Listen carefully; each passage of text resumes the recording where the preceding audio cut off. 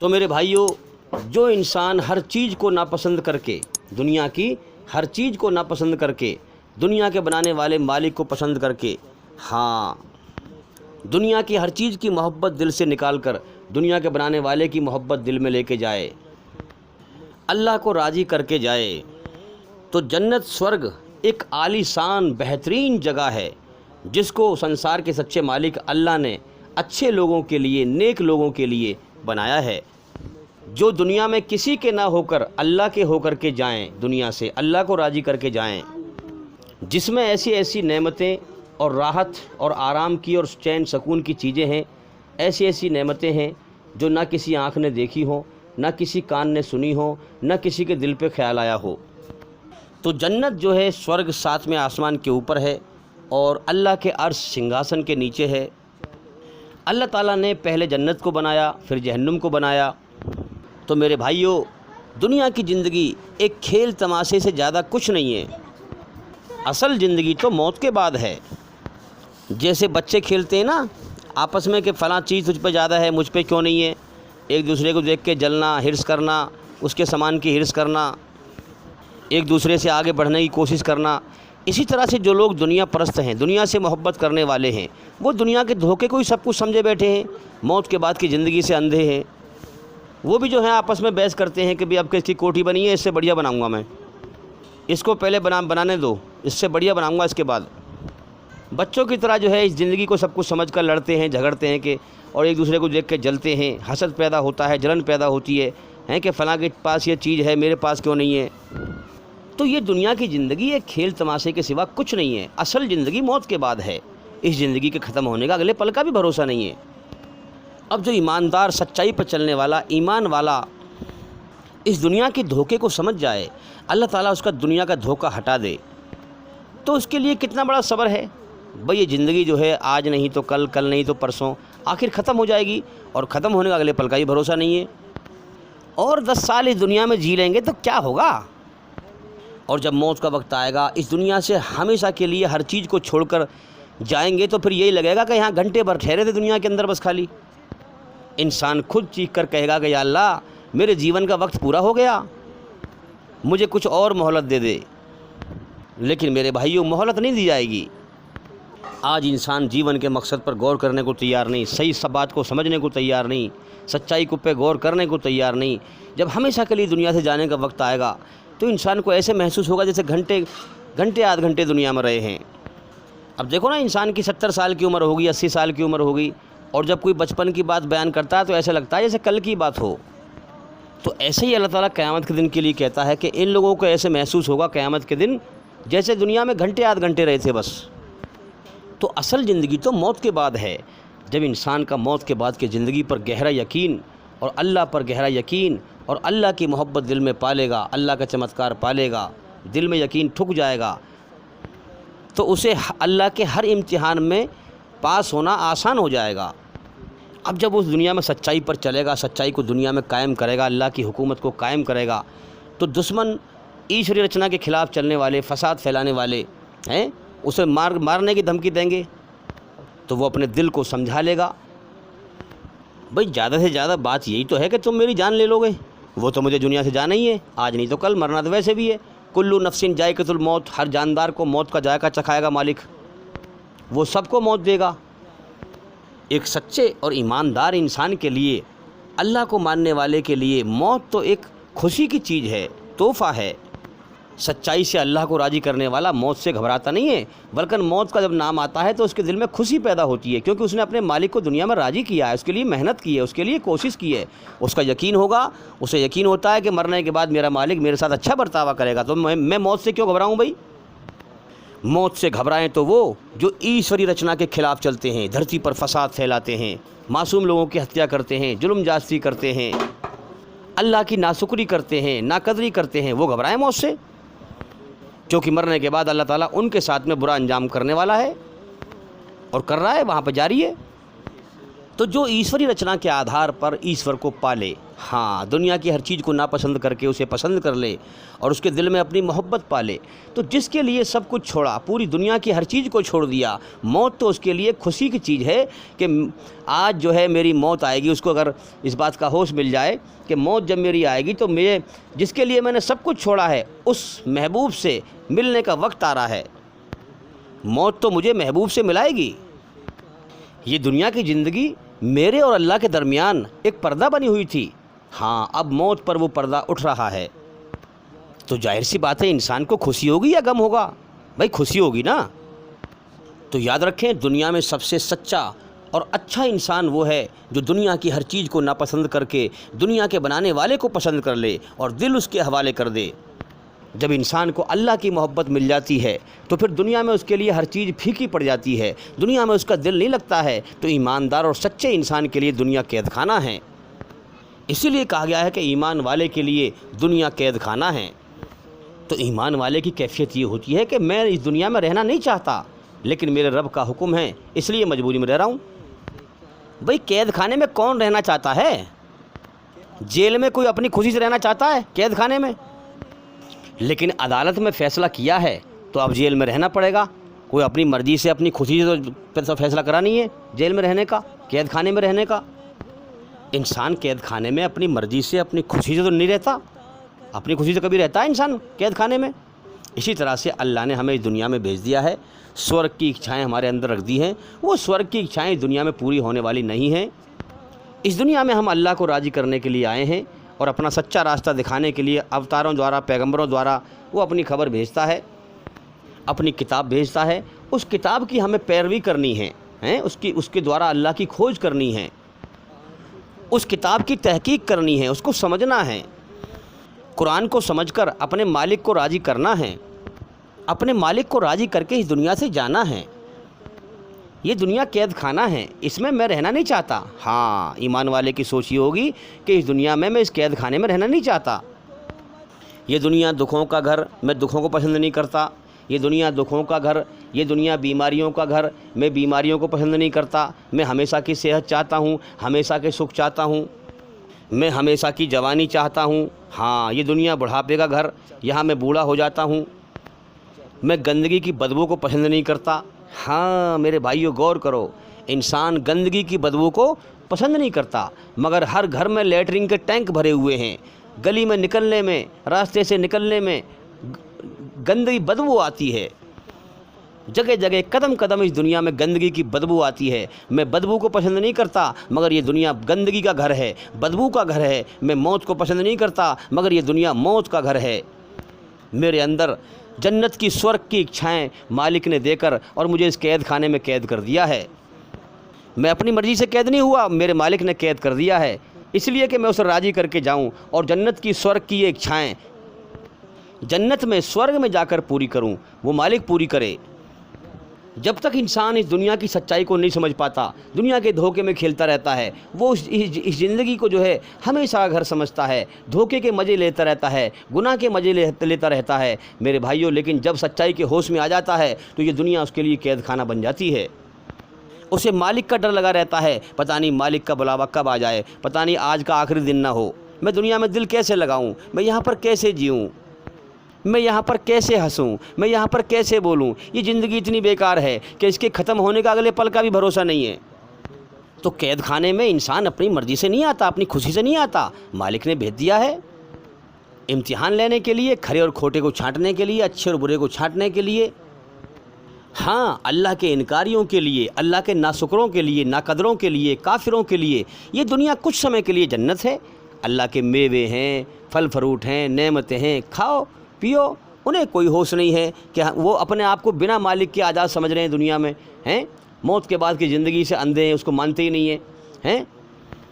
उन्हें कोई परवाह नहीं है कि मौत के बाद हमें हिसाब देना है अपने जीवन का। तो दुनिया की ज़िंदगी खेल तमाशे के सिवा कुछ नहीं है। असल ज़िंदगी मौत के बाद है मेरे भाइयों, उसकी तैयारी करो, जागो। जीवन का वक्त बहुत तेज़ी से बीत रहा है। तो मेरे भाइयों, ये सबसे पहला ज्ञान है, सबसे पहले इस ज्ञान को समझे इंसान। ये सबसे पहला इल्म है कि इस दुनिया में मेरा भेजने वाला कौन है। کس نے میرے جیون کی شروعات کرائی ہے؟ کون میرے جیون کو کے وقت کو میرے جیون کا جو ہے سمے ختم کرا دے گا؟ مجھے اس سنسار میں کیوں اس نے بھیجا ہے؟ کیوں بھیجا گیا ہے؟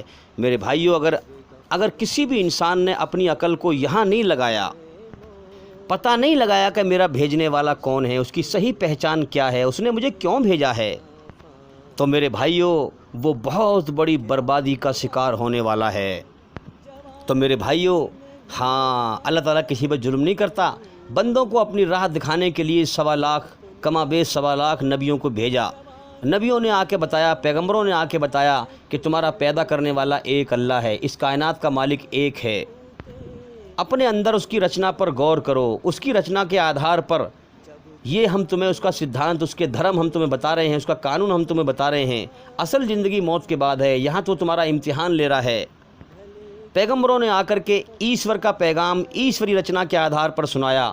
جو ڈرنے والے تھے وہ سمجھ گئے، ان کو جو ہے ایمان کا نور مل گیا، ان کو روشنی دکھا دی اللہ نے۔ ورنہ دنیا میں انسان دیکھ کر بھی اندھا ہے، دوسرے کی موت دیکھ رہا ہے کہ دوسرے لوگ مر رہے ہیں، اپنی موت سے بے خبر ہے، بے ہوش ہے، جبکہ اپنے بارے میں بھی جانتا ہے کہ میں کبھی بھی مر سکتا ہوں، لیکن پھر بھی دنیا کو ہمیشہ گھر سمجھ کے جیتا ہے۔ دیکھ کر بھی میرے بھائیوں انسان اس دنیا میں اندھا ہے۔ تو پیغمبر آ کر کے بتاتا ہے انسانوں کو تمہارا پیدا کرنے والا ایک اللہ ہے، وہی تمہیں موت دے گا۔ اس نے تمہیں دنیا میں ایک مقصد سے پیدا کیا ہے، ایک مقصد سے بھیجا ہے کہ تم اس کی بنائی ہوئی رچنا کے آدھار پر اس کو راضی کرو، اپنی منمانی چھوڑ کر اس کی مرضی پر جیون جیو، اس کو راضی کرو۔ اصل زندگی موت کے بعد ہے۔ کامیاب وہ ہوگا جو نرک سے بچا لیا گیا، سورگ میں داخل کر دیا گیا، جہنم سے بچا لیا گیا اور جنت میں داخل کر دیا گیا، وہ کامیاب ہے۔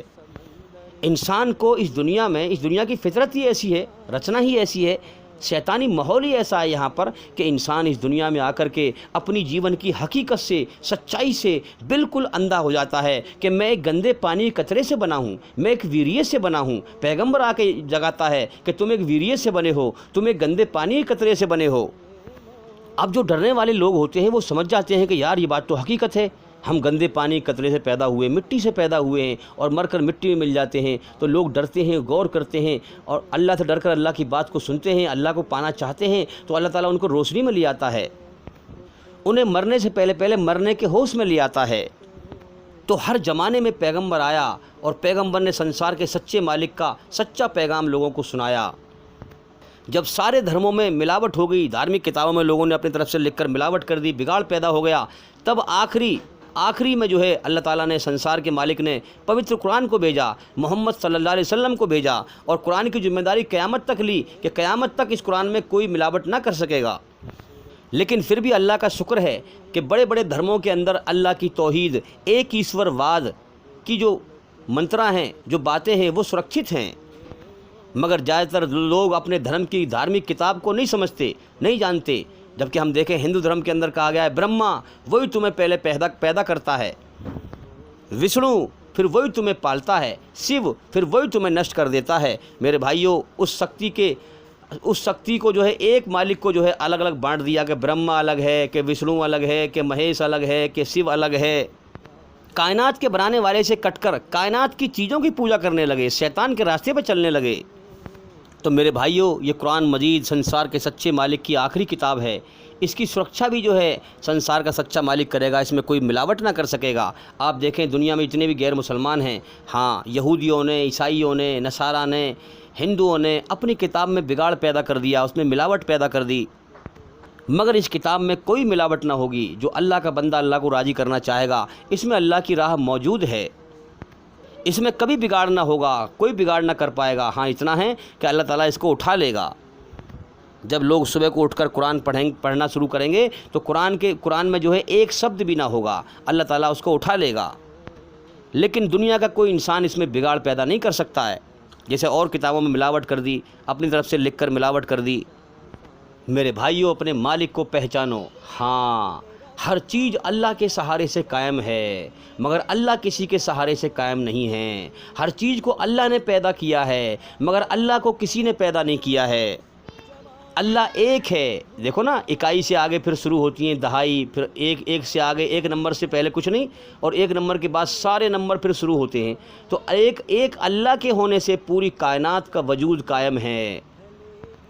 تو یہ سورج اور اس کی روشنی ایک اللہ کے وجود سے قائم ہے، اللہ کو ہٹاؤ تو یہ کچھ بھی نہیں ہے۔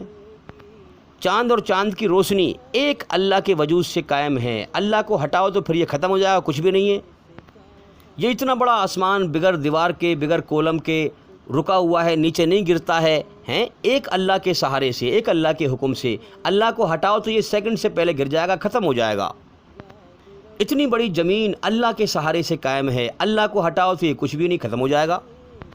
تو پہچانو کہ اس کائنات کا مالک ایک ہے۔ اس نے دنیا میں گیان بھی ایسا دیا ہے کہ دیکھو ایک نمبر سے پہلے کوئی نمبر نہیں بنایا اس نے، گیان بھی سب اسی کا دیا ہوا ہے، چاہے وہ کیسے بھی گیان ہو۔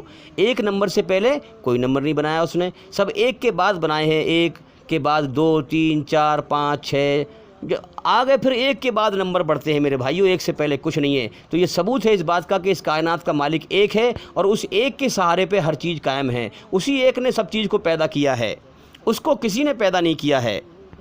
میرے بھائیوں، اپنے اللہ کو پہچانو، اپنے بنانے والے سچے مالک کو پہچانو۔ اس زمین میں اتنی طاقت کہاں ہے جو گنے کو میٹھا کر دے، سیب کو میٹھا کر دے، کیلے کو میٹھا کر دے؟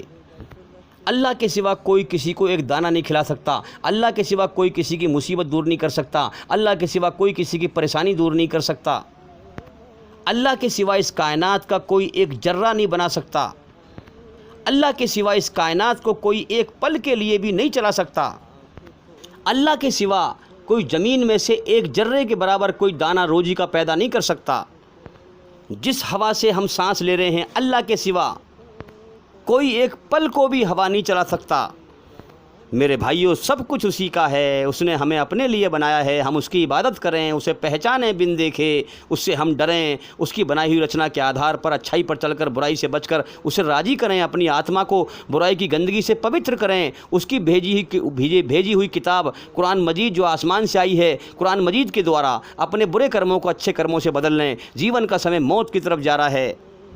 میرے بھائیوں، ہر چیز کو اللہ نے پیدا کیا، وہی چلا رہا ہے۔ نظر کا دھوکہ ہے کہ میری دکان سے کم کے آ رہا ہے، مجھے روزی مل رہی ہے، میرے کاروبار سے کم میں کما رہا ہوں، روزی مل رہی ہے۔ نہیں میرے بھائیوں، نظر کا دھوکہ ہے۔ اللہ کے سوا تیری دکان چل نہیں سکتی، اللہ کے سوا تیرا کاروبار چل نہیں سکتا۔ اللہ نے انسان کو زندگی دے کر اور جیون جینے کے سادھنوں میں ہی انسانوں کے لیے کرم کرنے کا، امتحان لینے کا ذریعہ بنایا ہے۔ اگر اللہ تعالیٰ زمین میں سے روزی ہی نہ پیدا کرے گا تو تم کون سے کاروبار سے کھا لو گے، کون سے کاروبار سے تم کما لو گے، کون سے بزنس سے تم کما کر کھا لو گے؟ اگر اللہ تعالیٰ زمین میں سے روزی پیدا کرنا بند کر دے تو تم سب بھوکے مر جاؤ گے۔ اگر اللہ تعالیٰ ہوا کو بند کر دے تو تم سب مر جاؤ گے، کوئی بھی نہ بچے گا۔ تو میرے بھائیوں، پہچانو اس کائنات پر ایک اللہ، ایک مالک، ایک بادشاہ کی حکومت چھائی ہوئی ہے۔ کتنوں کو موت دیتا ہے، کتنوں کو زندگی دیتا ہے، اور زندگی دے کر سب کے ساتھ جیون جینے کے سادھن بھرپور دیتا ہے۔ ہاں، کرم کرنے کے لیے، امتحان لینے کے لیے روز دن نکال دیتا ہے، آرام کرنے کے لیے رات کر دیتا ہے، سانس لینے کے لیے ہواؤں کو چلائے رکھتا ہے۔ پہچانو اس ایک ہستی، اس ایک مالک کی حکومت کو، اور اس سے ڈرو، اپنے جیون کا سمے برباد نہ کرو۔ اس دنیا میں ہم اسے راضی کرنے کے لیے آئے ہیں۔ قرآن مجید کو سمجھ کے پڑھو، اور قرآن کو سمجھ کر اس مالک کی مرضی کو سمجھو۔ اپنی مرضی چھوڑ دو، اس کی مرضی پر جیون جیو۔ اگر مرنے کے بعد کامیاب ہونا ہے، نرک کی بربادی سے بچنا ہے، ہمیشہ کامیابی کی جنت میں جانا ہے، سورگ میں جانا ہے۔ میرے بھائیوں، سب سے پہلے اللہ تعالیٰ نے قلم کو پیدا کیا۔ قلم کی لمبائی اتنی ہے کہ زمین سے لے کے آسمان تک جتنی دوری بیٹھتی ہے، اور قلم نور کا بنا ہوا ہے، روشنی کا بنا ہوا ہے۔ جب کچھ نہ تھا، صرف اللہ تھا، جب اللہ نے جو ہے قلم کو پیدا کیا، قلم کو حکم دیا کہ لکھ، تو قلم میرے بھائیوں 1000 سال تک کانپتا رہا۔ تو 1000 سال کانپنے کے بعد قلم نے کہا کہ اے میرے بنانے والے، پیدا کرنے والے مالک، اے میرے پروردگار، میں کیا لکھوں؟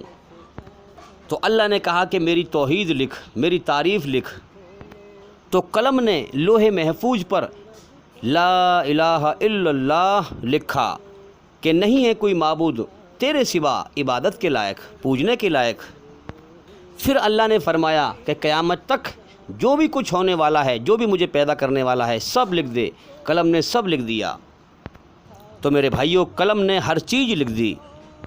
وہاں پر میری تمہاری زندگی، کتنی روزی کھانی ہے، کتنے دانے کھانے ہیں، کون سے پرندے کو کتنے دانے کھانے ہیں، کس انسان کو کتنی روزی دنیا میں کھانی ہے، کتنے سال کتنے وقت دنیا میں زندہ رہنا ہے، وہاں پر سب لکھا ہوا ہے، ہر چیز کی تقدیر لکھی ہوئی ہے وہاں۔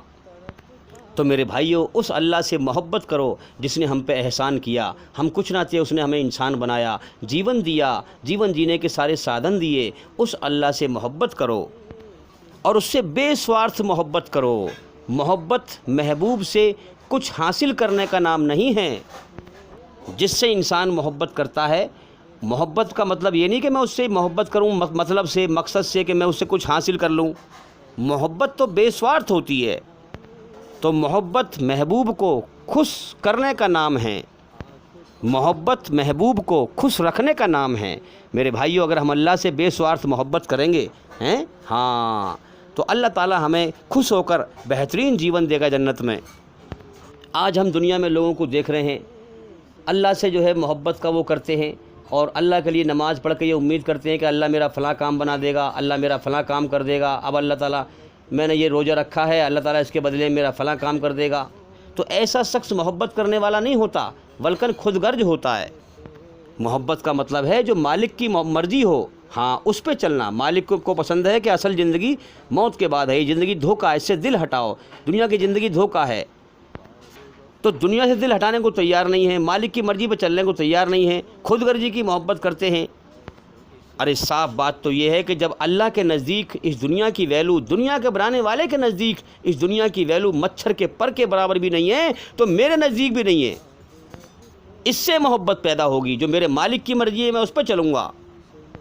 مالک نے کہا دنیا سے دل ہٹاؤ، دل میرے حوالے کر دو، میری محبت دل میں پالو، اصل زندگی موت کے بعد ہے، وہاں میں تمہیں انعام دوں گا۔ تو اس بات پہ قائم ہو جاؤ نا، پھر فراڈ بازی کیوں کر رہے ہیں ہم اللہ کے ساتھ؟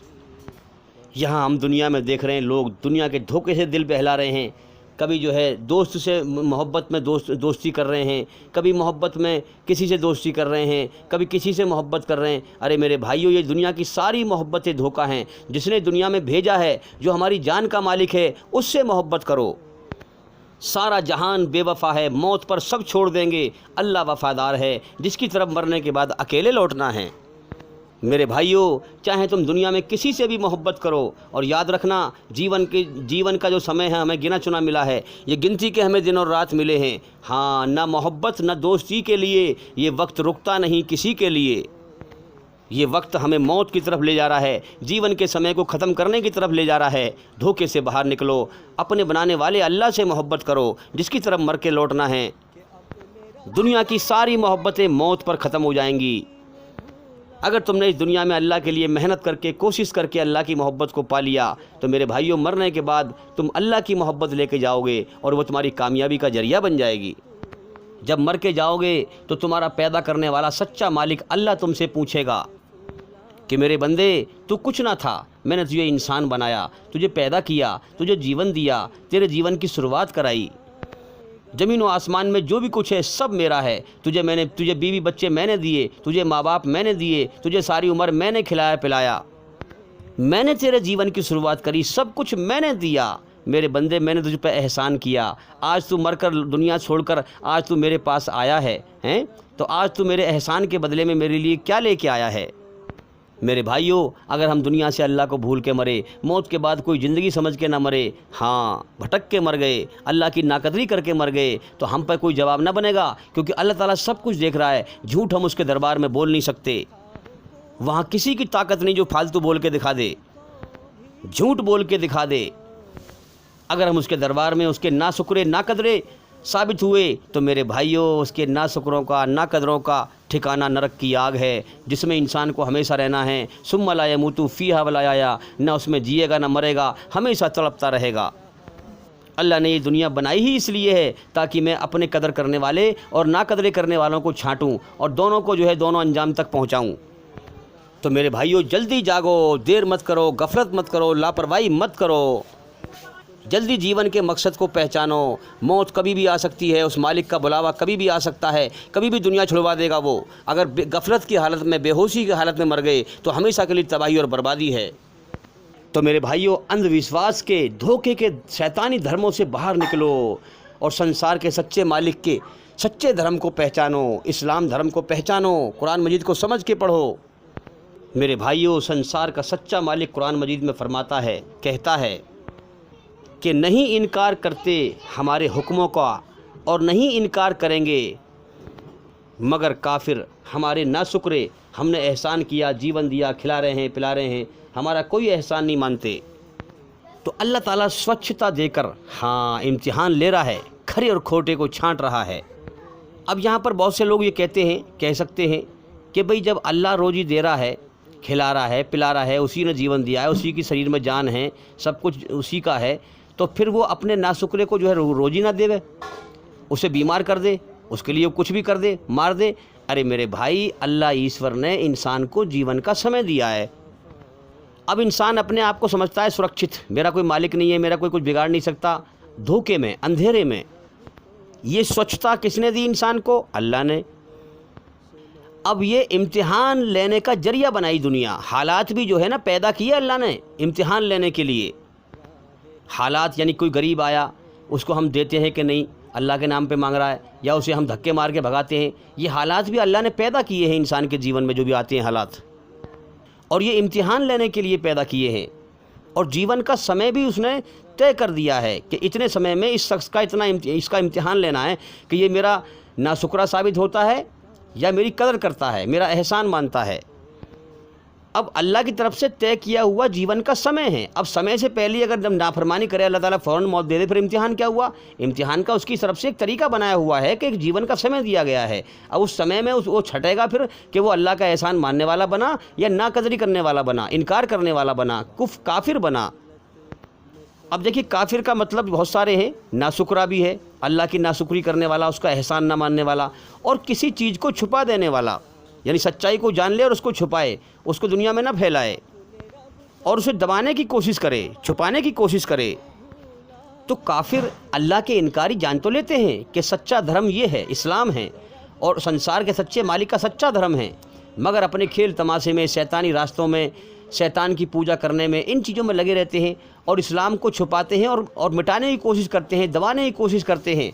जैसे कि किसान जो है बीज को जो है ज़मीन में, मट्टी में अंदर छुपा देता है, लेकिन छुपाने के बावजूद भी वो उसका फिर पौधा बन के निकलता है खूबसूरत।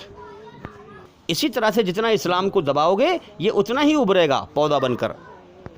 जितना इस्लाम को छुपाओगे, इस्लाम संसार के सच्चे मालिक का सच्चा धर्म है, उसके हुक्म हैं, जितना तुम इसको छुपाओगे ये उतना ही उभरेगा, उतना ही फैलेगा, इसकी खूबसूरती उतना ही फैलेगी। अब सच्चाई को छुपाना ये नाशुक्री की पहचान है। अगर आपके अंदर ईश्वरी रचना जिंदा है, अगर आपके साथ किसी ने नेकी की, भलाई की, आप भूखे थे उसने खाना खिलाया, तो आपके ऊपर कोई एहसान करे तो आपके दिल में जो है उसके एहसान का मादा पनपेगा, और एहसान की तासीर मोहब्बत है, उससे फिर मोहब्बत भी आपको होगी।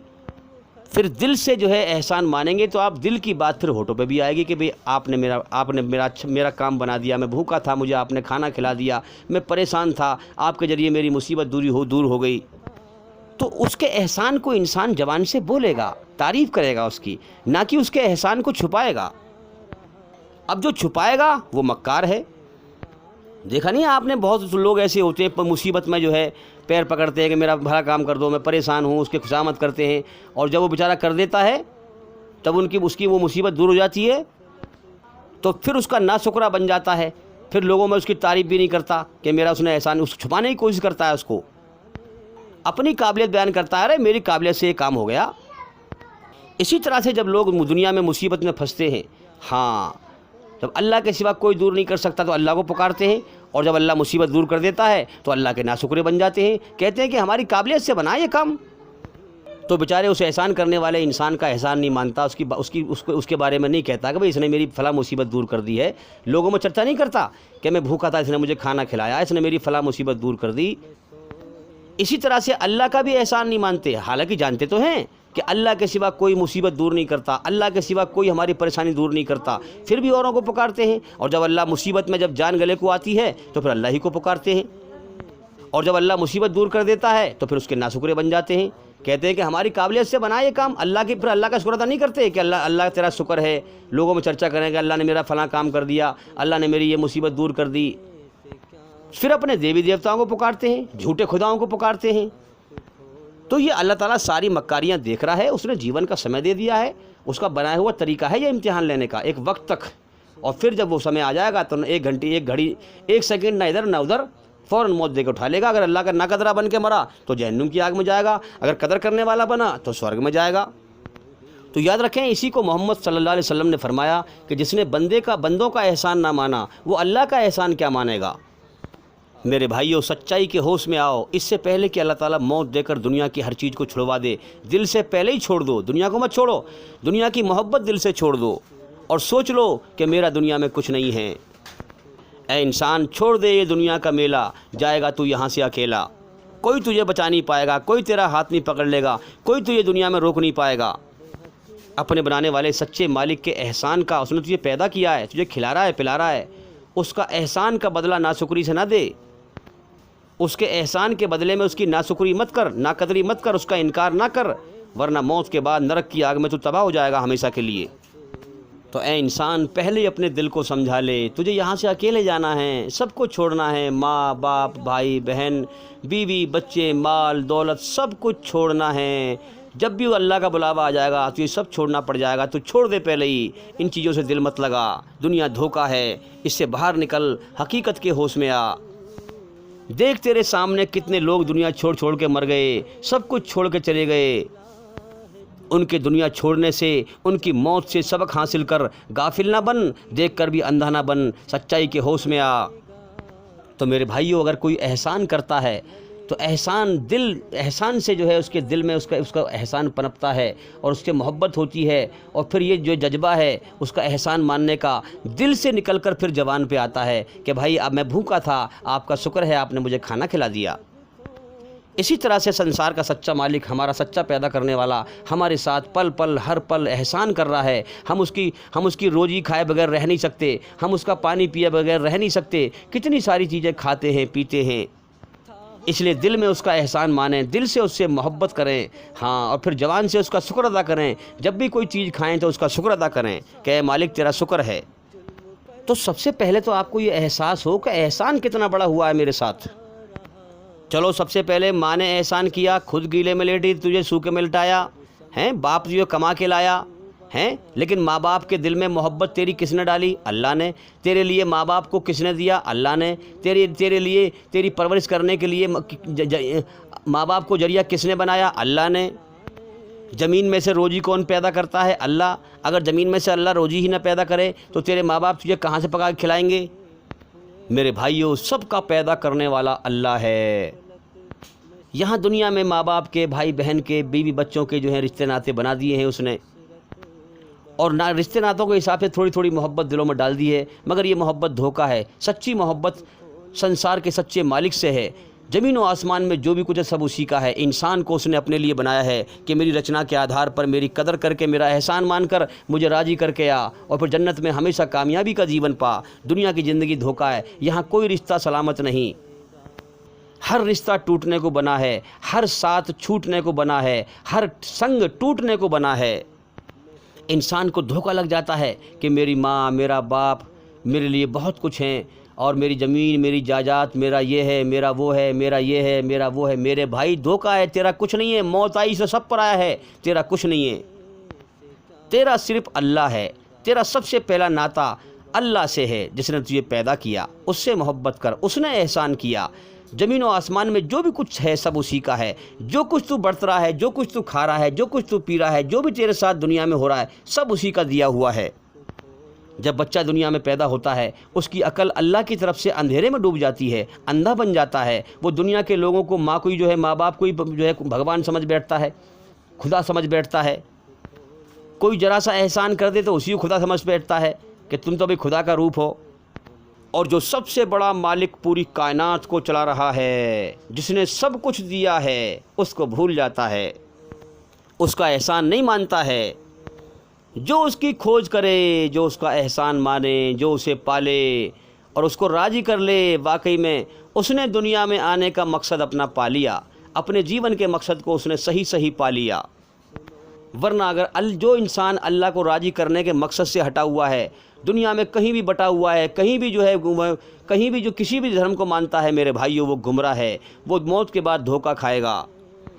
اگر ہم نے اللہ کو راضی کر لیا، جس اللہ نے دنیا میں یہاں ہر چیز بنائی ہے، پھر وہ ہمیں جنت میں بھی اس نے ہر چیز بنائی ہے، وہ ہمیں انعام دے گا۔ تو سب سے پہلے چاہیے انسان کو کہ احسان کتنا بڑا ہے اس کو پہچانے۔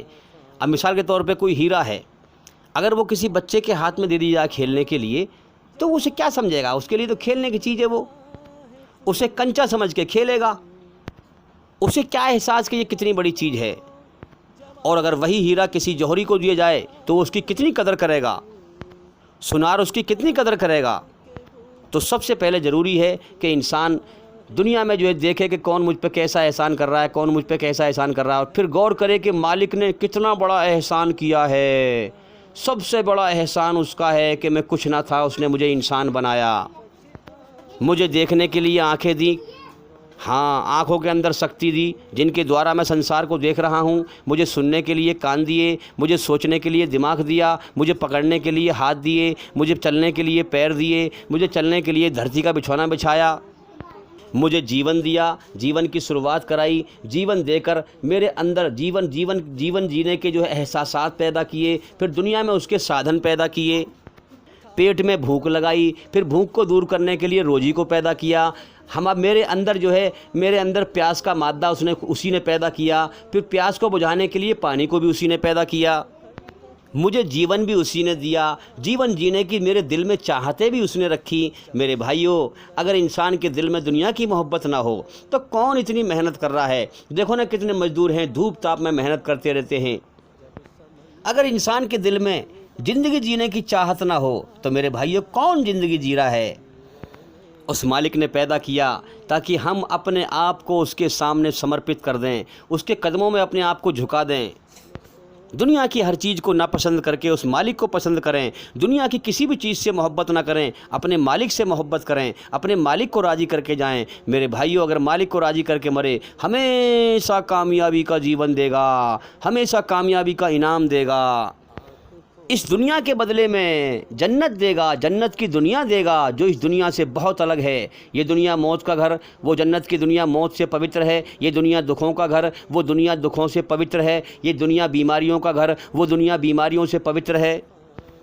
یہ دنیا بڑھاپے کا گھر، وہ دنیا بڑھاپے سے پوتر ہے۔ جس کی ہمارے اندر چاہت ہے، جس چیز کو ہم پسند نہیں کرتے، جنت میں کوئی ایسی چیز نہیں ہے جو ہمیں یہاں بری لگتی ہو، وہاں کوئی ایسی چیز نہیں ہے، ایک کण کے برابر بھی دکھ دینے والی چیز نہیں ہے۔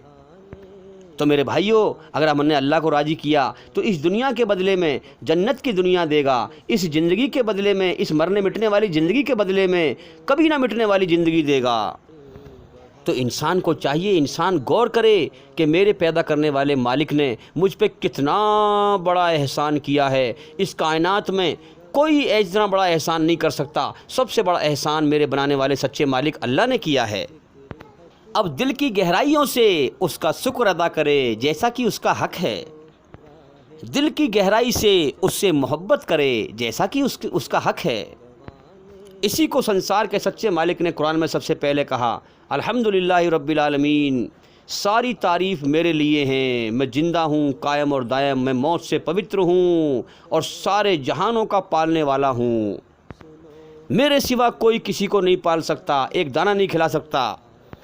اس کائنات میں میرے بھائیوں، اس کی خاموش قدرت سے اس مالک کو پہچانو۔ اس کائنات پر کण کण پر، جرے جرے پر اسی کی بادشاہت چھائی ہوئی ہے، اسی کی حکومت چھائی ہوئی ہے۔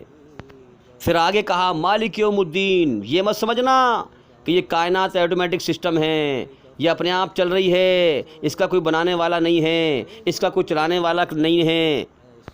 میں لوگوں کو چھانٹ رہا ہوں، کون میری قدر کرتا ہے، کون میری ناقدری کرتا ہے۔ مالک یوم الدین، جس نے ایسے کرم کیے ہیں میں اس کو ویسا ہی بدلہ دوں گا۔ جس نے اس دنیا میں میرے لیے کوشش کی، میرے احسان کو مانا، میری قدر کی، میرے لیے کوشش کی، میری کھوج کی، بن دیکھے مجھے میری پہچان کی، بن دیکھے مجھ سے ڈرا، میری بنائی ہوئی رچنا کے آدھار پر میرے حکموں کو پہچانا اور مجھے راضی کیا، اس کی کوشش موت کے بعد ناکام نہ ہوگی۔ اس کی محنت موت کے بعد ناکام نہ ہوگی، اور اس مقصد کے علاوہ جس نے مجھے راضی نہ کیا، دنیا میں کسی بھی چیز کے لیے اس نے محنت کری، کوشش کری، تو وہ دنیا تک ہے، موت کے بعد اس کی ساری محنت، ساری کوشش ناکام ہو جائے گی۔ تو میرے بھائیوں، یہاں پر سنسار کے سچے مالک نے کہا، بتایا، اشارہ کیا، مالک یوم الدین، اے انسانوں، اپنے آپ کو بنا مالک کے آزاد مت سمجھنا، میں تمہارا پیدا کرنے والا ہوں، میں نے تمہیں ماں کے پیٹ میں تمہاری آنکھ ناک کان بنائے ہیں، سنسار میں زمین و آسمان میں جو بھی کچھ ہے سب میرا ہے، میں موت کے بعد تم سے حساب لوں گا، اور جس نے جیسے کرم کیے ہیں اس کو ویسے ہی بدلہ دوں گا۔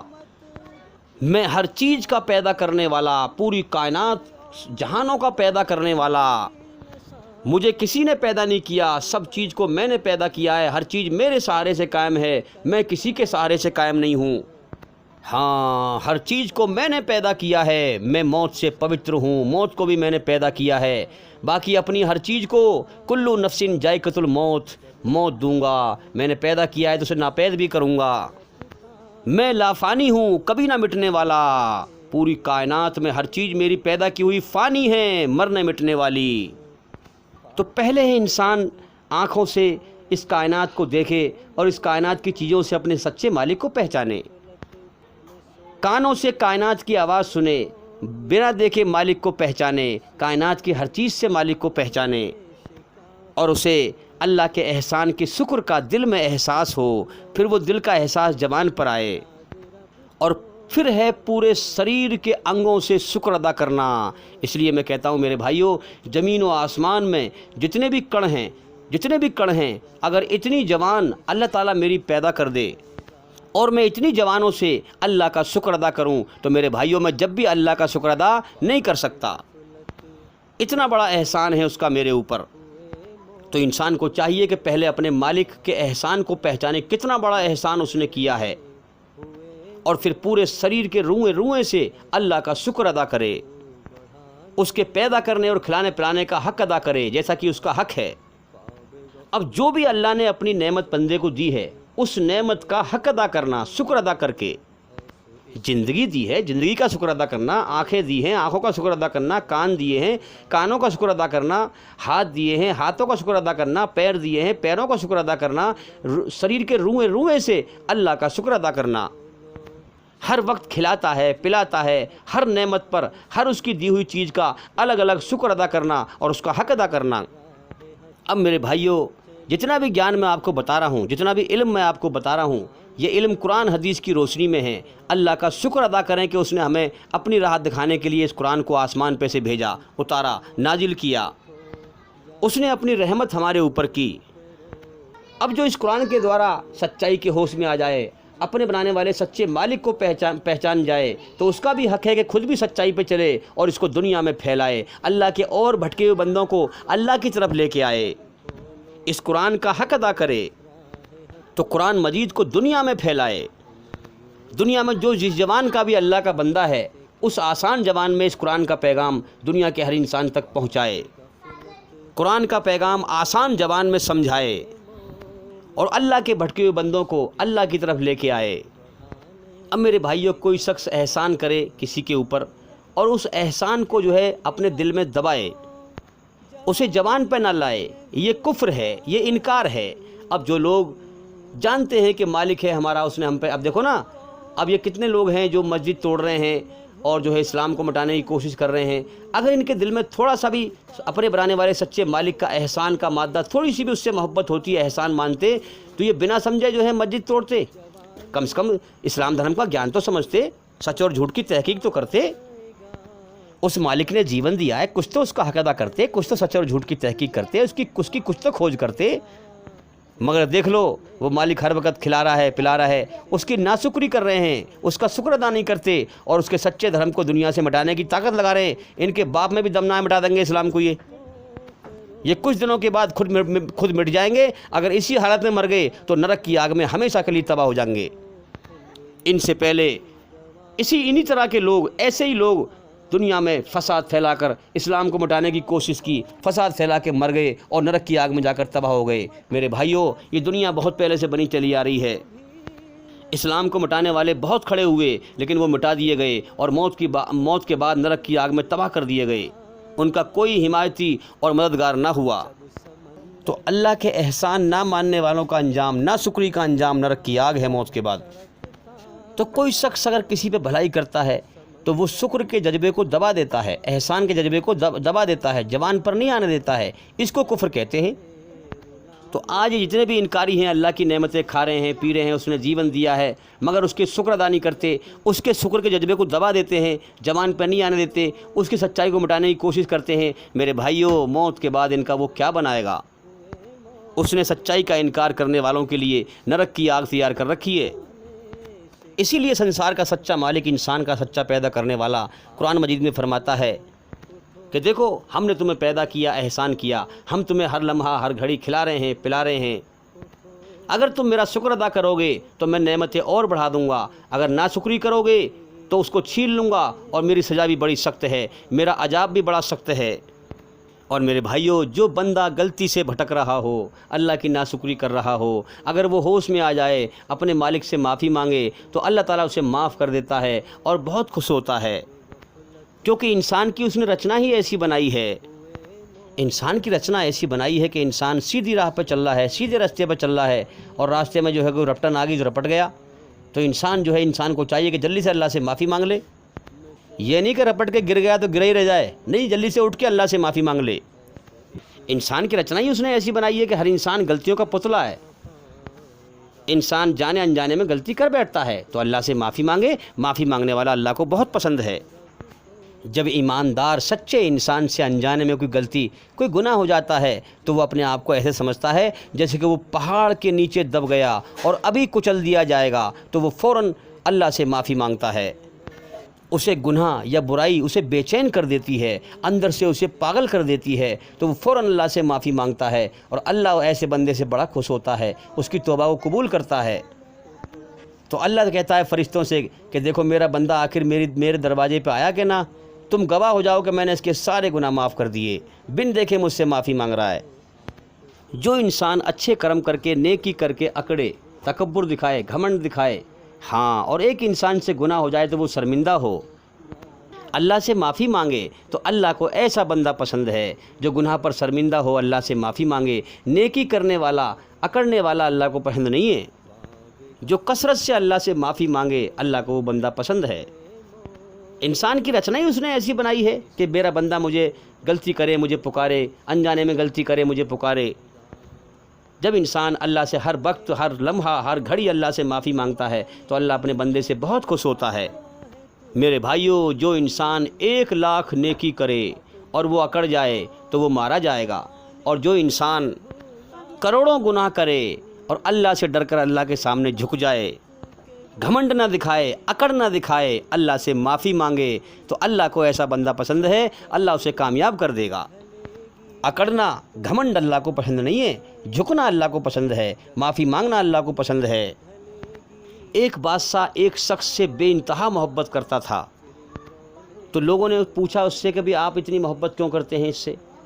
تو بادشاہ نے ثبوت دکھایا، کچھ موتی لیے اور ایک حوض میں پھینک دیے، اور پھر اس کو حکم دیا کہ فلاں شخص سے کہنا کہ یہ موتی نکال کے لائے، مگر اس کے ساتھ ایک شرط ہے کہ اس کا بدن اور اس کے کپڑے نہ بھیگ پائیں۔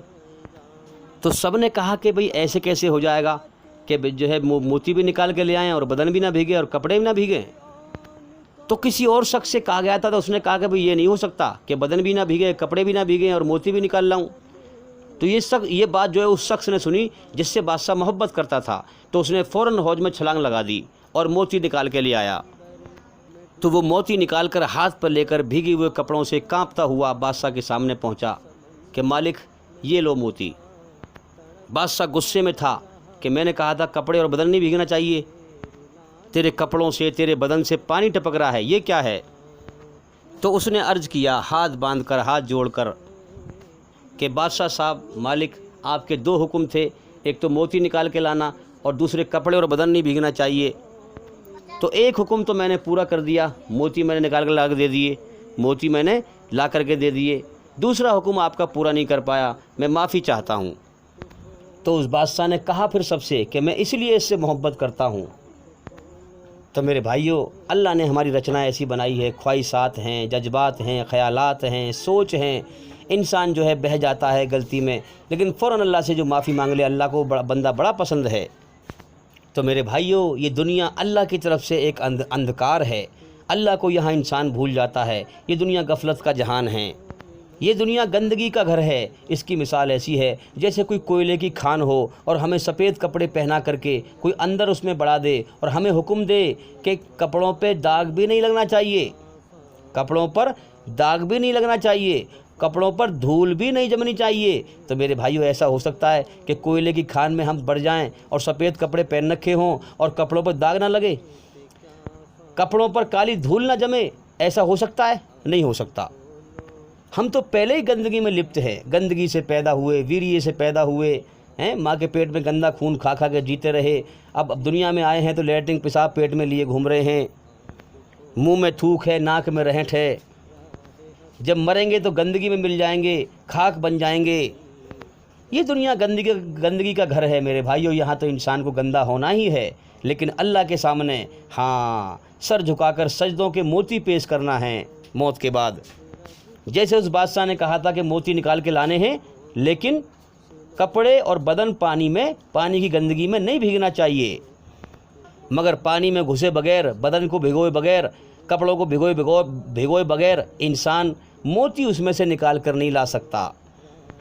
اسی طرح سے یہ گندی دنیا ہے، اس میں ہم لپت ہیں، اس میں ہم موتی اکٹھا کریں سجدوں کے، اللہ کے سامنے نیکی کے پھول پیش کرنے ہیں، سجدوں کے موتی پیش کرنے ہیں، دنیا کے سارے انسانوں کے ساتھ ہمدردی اور پیار کے موتی اللہ کے دربار میں پیش کرنے ہیں کہ اللہ، میں نے تیری دھرتی پر فساد پھیلانے کی نیت بھی نہ کری، میں نے تیرے بندوں کو سکھ پہنچایا، دکھ نہ پہنچایا۔ اللہ کے بندوں کے ساتھ ہمدردی اور پیار کے موتی پیش کر دے۔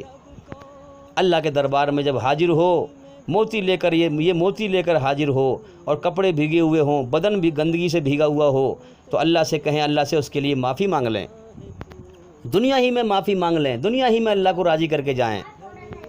تو اگر ہم اللہ سے معافی مانگیں گے تو اللہ تعالیٰ نہ کہ پچھلے گناہ معاف کرتا ہے، بلکہ پچھلے گناہوں کو بھی نیکیوں میں بدل دیتا ہے، خوش ہو کر کے کہ میرے بندے نے اس گندی دنیا میں مجھے راضی کرنے کی بہت محنت کی، بہت کوشش کی۔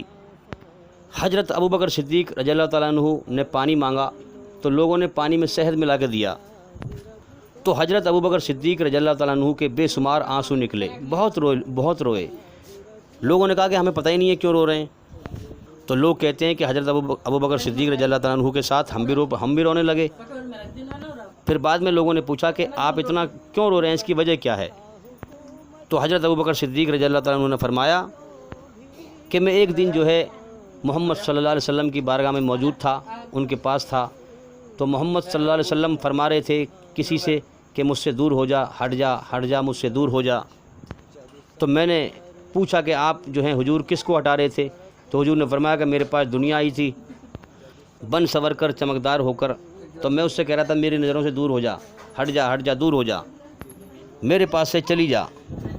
تو حضور اس سے فرما رہے تھے مجھ سے دور ہو جا، چلی جا میرے پاس سے۔ تو وہ میرے پاس سے چلی گئی، مگر جاتے وقت مجھ سے کہہ کے گئی کہ حضور آپ نے تو مجھے قبول نہیں کیا، لیکن آپ کے بعد والے جو انسان دنیا میں آئیں گے وہ مجھے قبول کر لیں گے، وہ مجھ سے بچ نہیں سکتے۔ تو حضرت ابوبکر صدیق رضی اللہ تعالیٰ عنہ کہتے ہیں کہ میں تم سے پانی مانگتا ہوں، تم مجھے شہد ملا کے دیتے ہو، تم مجھے دنیا دار نہ کر دینا۔ تو میرے بھائیو، آج دیکھ لیں کہ دنیا پر لوگ کتنے مست ہیں، دنیا کے پیچھے جو ہے مالک کو بھلائے پھر رہے ہیں، دنیا کے دھوکے میں لین ہیں، دنیا کو ہمیشہ گھر سمجھ کر دنیا میں جیون کا سمے برباد کر رہے ہیں۔ اس دنیا کا زیادہ حصہ بیت چکا ہے، تھوڑا سا حصہ بچا ہے۔ اس دنیا کا بچپنا نکل گیا، جوانی نکل گئی، اب بڑھاپا ہے۔ اس بوڑھی دنیا کے پیچھے لوگ مست ہو رہے ہیں، مال دولت حیا مایا کی دوڑ لگا رہے ہیں، مگر جس مالک نے جیون دیا ہے، جس مقصد سے دیا ہے، اس پر غور نہیں کرتے۔ تو میرے بھائیوں، اس دنیا سے بچیں۔ اور بھی میں امید کرتا ہوں کہ ہماری اس ویڈیو سے آپ نے کافی فائدہ اٹھایا ہوگا، کافی اچھا گیان سمجھا ہوگا، اور بھائی انشاءاللہ، اور میں بار بار کہتا ہوں کہ بھی ہمارے چینل کے اندر جا کر کے ایک ایک کر کے سبھی ویڈیو دیکھیں اور سنیں، تاکہ آپ جلدی سے جلدی اندھکار سے نکل کر روشنی میں آئیں۔ اور بھائی انشاءاللہ زندگی رہی تو پھر ملاقات ہوگی۔ السلام علیکم ورحمۃ اللہ وبرکاتہ۔ کھولو اٹھو یاد رب کو کرو آنکھ کھولو سنو ذکر حق کا. کن سانسوں کا میں اعتبار کروں جو انت میں میرا ساتھ چھوڑ جائے گی؟ کس دھن کا میں اہنکار کروں جو انت میں میرے پرانوں کو بچا نہیں پائے گا؟ کس تن پہ میں اہنکار کروں جو انت میں میرا آتما کا بوجھ نہیں اٹھا پائے گا؟ خدا کی عدالت میں وکالت نہیں ہوتی، اور یدی سزا ہو جائے تو ضمانت نہیں ہوتی، تو ضمانت نہیں ہوتی. اللہ کے آگے صاف دل سے توبہ کرو، امید ہے کہ وہ تمہارے گناہ تم سے دور کر دے گا اور تم کو جنتوں میں جن کے نیچے نہریں بہ رہی ہیں داخل کرے گا.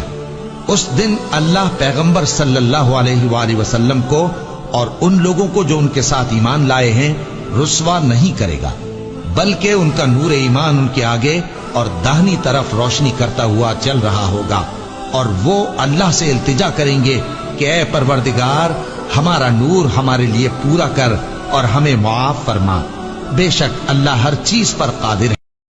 لوگوں کا حساب اعمال کا وقت نزدیک آ پہنچا ہے اور وہ غفلت میں پڑے اس سے منہ پھیر رہے ہیں. ان کے پاس کوئی نئی نصیحت ان کے پروردگار کی طرف سے نہیں آتی مگر وہ اسے کھیلتے ہوئے سنتے ہیں. ان کے دل غفلت میں پڑے ہوئے ہیں. جو لوگ اپنے پروردگار سے ڈرتے ہیں ان کے بدن کے رونگٹے اسے سن کر کھڑے ہو جاتے ہیں، پھر ان کی کھالیں نرم ہو جاتی ہیں اور دل بھی نرم ہو کر اللہ کی یاد کی طرف متوجہ ہو جاتی ہیں. یہی اللہ کی ہدایت ہے، وہ اس سے جس کو چاہتا ہے ہدایت دیتا ہے، اور جس کو اللہ گمراہ رہنے دے اس کو کوئی ہدایت دینے والا نہیں. جو لوگ اپنے پروردگار سے ڈرتے ہیں ان کے بدن کے رونگٹے اسے سن کر کھڑے ہو جاتے ہیں، پھر ان کی کھالیں نرم ہو جاتی ہیں اور دل بھی نرم ہو کر اللہ کی یاد کی طرف متوجہ ہو جاتی ہیں. یہی اللہ کی ہدایت ہے، وہ اس سے جس کو چاہتا ہے ہدایت دیتا ہے، اور جس کو اللہ گمراہ رہنے. جب تمہارے پروردگار نے فرشتوں سے کہا کہ میں مٹی سے انسان بنانے والا ہوں، جب میں اس کو درست کر لوں اور اس میں اپنی روح پھونک دوں تو اس کے آگے سجدے میں گر پڑنا. سو تمام فرشتوں نے سجدہ کیا مگر ابلیس کہ وہ اکڑ بیٹھا اور کافروں میں ہو گیا. اللہ نے فرمایا کہ اے ابلیس، جس شخص کو میں نے اپنے ہاتھوں سے بنایا اس کے آگے سجدہ کرنے سے تجھے کس چیز نے منع کیا؟ کیا تو غرور میں آ گیا یا اونچے درجے والوں میں تھا؟ بولا کہ میں اس سے بہتر ہوں کہ تو نے مجھ کو آگ سے پیدا کیا اور اسے مٹی سے بنایا. فرمایا بس یہاں سے نکل جا، تو مردود ہے اور تجھ پر قیامت کے دن تک میری لعنت پڑتی رہے گی. کہنے لگا کہ میرے پروردگار اچھا تو مجھے اس روز تک کہ لوگ اٹھائے جائیں مہلت دے. فرمایا کہ تجھ کو مہلت دی جاتی ہے اس روز تک جس کا وقت مقرر ہے. کہنے لگا کہ مجھے تیری عزت کی قسم میں ان سب کو بہکاتا رہوں گا. اور جس کا نامہ اعمال اس کی پیٹھ کے پیچھے سے دیا جائے گا تو وہ موت کو پکارے گا اور دوزخ میں داخل ہوگا، اور ہر طرف سے اسے موت آ رہی ہوگی مگر وہ مرنے میں نہیں آئے گا. اور اس کے بعد سخت عذاب ہوگا، جن درد دینے والا عذاب ہوگا. وہ چاہیں گے کہ آگ سے نکل جائیں مگر اس سے نہیں نکل سکیں گے، اور ان کے لیے ہمیشہ کا عذاب ہے. اور جو کافر ہیں ان کے لیے آگ کے کپڑے قطع کیے جائیں گے اور ان کے سروں پر جلتا ہوا پانی ڈالا جائے گا. اس سے ان کے پیٹ کے اندر کی چیزیں اور کھالیں گل جائیں گی، اور ان کے مارنے کے لیے لوہے کے ہتھوڑے ہوں گے. جب وہ چاہیں گے کہ اس رنج و تکلیف کی وجہ سے دوزخ سے نکل جائیں تو پھر اسی میں لوٹا دیے جائیں گے، اور کہا جائے گا کہ جلنے کے عذاب کا مزہ چکھتے رہو. یہی وہ جہنم ہے جسے گناہگار لوگ جھٹلاتے تھے. وہ دوزخ اور کھولتے ہوئے گرم پانی کے درمیان گھومتے پھریں گے. تو کافرو آج بہانے مت بناؤ، جو عمل تم کیا کرتے تھے انہی کا تم کو بدلہ دیا جائے گا. اسلام کی استھاپنا کس نے اور کب کی؟ اسلام کی استھاپنا اللہ نے کی، آدم علیہ السلام کو پہلا نبی بنا کر. اسلام کی استھاپنا اس سمے ہوئی جب اللہ نے آدم علیہ السلام کو دنیا میں اتارا اور کہا جب میری طرف سے ہدایت آئے تو اس کی پیروی کرنا، اور جو لوگ میری ہدایت کی پیروی کریں گے وہ فائدے میں ہوں گے. قرآن کی سورہ بقرہ کی آیت 35 سے 39 تک اللہ نے فرمایا، اور ہم نے کہا کہ اے آدم تم اور تمہاری بیوی بہشت میں رہو اور جہاں سے چاہو بے روک ٹوک کھاؤ پیو، لیکن اس درخت کے پاس نہ جانا نہیں تو ظالموں میں ہو جاؤ گے. پھر شیطان نے دونوں کو اس درخت کے بارے میں پھسلا دیا اور جس عیش و نشاط میں تھے اس سے ان کو نکلوا دیا. تب ہم نے حکم دیا کہ بہشت بری سے چلے جاؤ، تم ایک دوسرے کے دشمن ہو، اور تمہارے لیے زمین میں ایک وقت تک ٹھکانہ اور معاش مقرر کر دیا گیا ہے۔ پھر آدم نے اپنے پروردگار سے کچھ کلمات سیکھے اور معافی مانگی تو اس نے ان کا قصور معاف کر دیا۔ بے شک وہ معاف کرنے والا ہے، بڑا مہربان ہے۔ ہم نے فرمایا کہ تم سب یہاں سے اتر جاؤ، جب تمہارے پاس میری طرف سے ہدایت پہنچے تو اس کی پیروی کرنا کہ جنہوں نے میری ہدایت کی پیروی کی ان کو نہ کچھ خوف ہوگا اور نہ وہ غمناک ہوں گے، اور جنہوں نے اس کو قبول نہ کیا اور ہماری آیتوں کو جھٹلایا وہ دوزخ میں جانے والے ہیں اور وہ ہمیشہ اس میں رہیں گے۔ اس طرح اسلام کی استھاپنا اللہ تعالیٰ نے آدم علیہ السلام کے ذریعے کی۔ سمے کے ساتھ ساتھ لوگوں میں خرابی اور گمراہی آتی تھی اور لوگ اپنے اپنے عبادت کے طریقے چلن میں لے آتے تھے، اور سمے سمے پر اللہ تعالیٰ کی ہدایت آتی رہی اور اللہ کے پیغمبر دنیا کے الگ الگ علاقوں میں اللہ کا پیغام لوگوں تک پہنچاتے رہے۔ اللہ کی یہ ہدایت آخری پیغمبر محمد صلی اللہ علیہ وسلم پر آ کر سماپت ہو گئی۔ جو لوگ یہ مانتے ہیں کہ اسلام تو صرف 1400 سال پہلے آیا وہ گمراہی میں جی رہے ہیں۔ اسلام آدم علیہ السلام یعنی پہلے انسان کے ٹائم سے چلا آ رہا ہے، اور جو لوگ نہیں جانتے انہیں بتا دوں کہ آدم علیہ السلام دنیا کے پہلے انسان تھے اور انہی کی اولاد دنیا بھر میں پھیل گئی، یعنی ہم سب آدم علیہ السلام کی اولادوں میں سے ہے۔ آدم کے نام سے ہی آدمی شبد بنا جس کا مطلب ہوتا ہے انسان، مانو، منشیہ۔ آدم علیہ السلام کو بابا آدم کے نام سے بھی جانا جاتا ہے اور انگلش میں ایڈم کے نام سے بھی وہ فیمس ہے۔ پہلے نبی آدم علیہ السلام اور آخری نبی کے درمیان بہت سارے نبی آئے اور سب کے سب ایک ہی دھرم پر تھے یعنی اسلام پر، جن میں کچھ کا ذکر قرآن میں آتا ہے جیسے نوح علیہ السلام، ابراہیم علیہ السلام، موسیٰ علیہ السلام، عیسیٰ علیہ السلام۔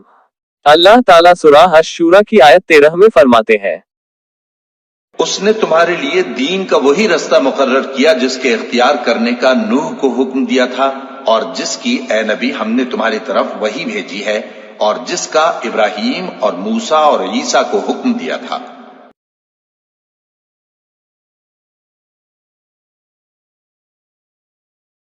اب آپ کو یہ پتا چل گیا ہوگا کہ اسلام 1400 سال پہلے نہیں آیا اور نہ ہی محمد صلی اللہ علیہ وسلم اسلام کے سنستھاپک ہے۔ محمد صلی اللہ علیہ وسلم اسلام کے آخری پیغمبر تھے، نہ کہ سنستھاپک، اور اسلام 1400 سال سے بھی زیادہ پرانا دھرم ہے۔ اس ویڈیو کو اور ویڈیو میں دی گئی جانکاری کو زیادہ سے زیادہ لوگوں تک پہنچائے تاکہ جو لوگ اسلام کے خلاف جھوٹی باتیں پھیلا رہے ہیں ان پر لگام لگ سکے۔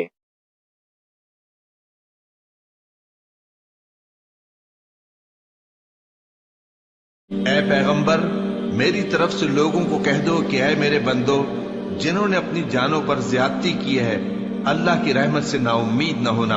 اللہ تو سب گناہوں کو بخش دیتا ہے، بے شک وہی تو ہے بڑا بخشنے والا، بڑا مہربان۔ اور اس سے پہلے کہ تم پر عذاب آ واقع ہو، اپنے پروردگار کی طرف رجوع کرو اور اس کے فرما بردار ہو جاؤ، ورنہ بعد میں تم کو مدد نہیں ملے گی۔ اور اس سے پہلے کہ تم پر ناگہاں عذاب آ جائے اور تم کو خبر بھی نہ ہو، اس نہایت اچھی کتاب کی جو تمہارے پروردگار کی طرف سے تمہاری جانب نازل ہوئی ہے پیروی کرو۔ ایسا نہ ہو کہ اس وقت کوئی شخص کہنے لگے کہ ہائے اس کوتاہی پر افسوس ہے جو میں نے اللہ کا حق ماننے میں کی اور میں تو ہنسی ہی کرتا رہا، یا یہ کہنے لگے کہ اگر اللہ مجھ کو ہدایت دیتا تو میں بھی پرہیزگاروں میں ہوتا، یا جب عذاب دیکھ لے تو کہنے لگے کہ اگر مجھے پھر ایک دفعہ دنیا میں جانا ہو تو میں نیکوکاروں میں ہو جاؤں۔ ارشاد ہوگا کیوں نہیں، میری آیتیں تیرے پاس پہنچ گئی تھی مگر تو نے ان کو جھٹلایا اور شیخی میں آ گیا اور تو کافر بن گیا۔ اور اے مخاطب، جن لوگوں نے اللہ پر جھوٹ بولا تم قیامت کے دن دیکھو گے کہ ان کے چہرے سیاہ ہو رہے ہوں گے۔ کیا تکبر کرنے والوں کا ٹھکانہ دوزخ میں نہیں ہے؟ اور ہم نے لوگوں کے سمجھانے کے لیے اس قرآن میں ہر طرح کی مثالیں بیان کی ہیں تاکہ وہ نصیحت حاصل کریں۔ یہ قرآن عربی ہے جس میں کوئی عیب اور اختلاف نہیں، تاکہ وہ ڈر